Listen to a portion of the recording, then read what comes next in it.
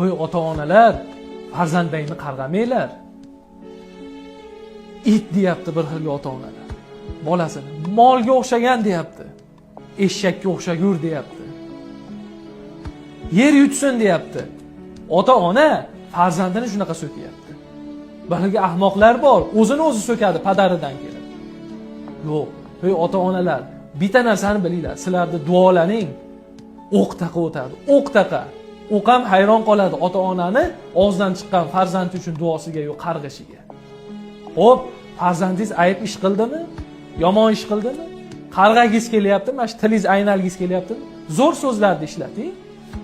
Muqobiladagi uni foydasiga tegadigan zo'r so'zlarni ishlating.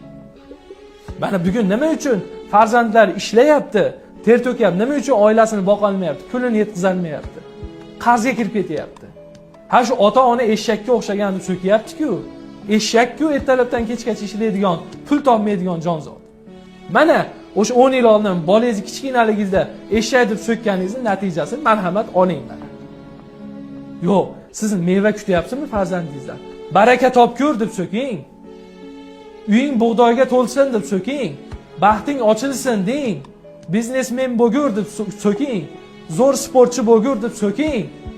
Homonam mana shu tilni ishlatmoqchi bo'lsangiz, rosa tilingiz qichayotgan bo'lsa, mana keyin ko'rasiz. Farzandingiz katta bo'lsa, ishlamasa ham pul qayerdandir kelayotgan bo'lsa, bilingki sizni o'sha duolaringiz qarg'ishingiz o'rniga. U sudaysda ham onasi basmidi? Yomon ish qilsa Ka'baga iymon bo'lgur deb so'kkan. Ana shundan ibrat olmaysizmi?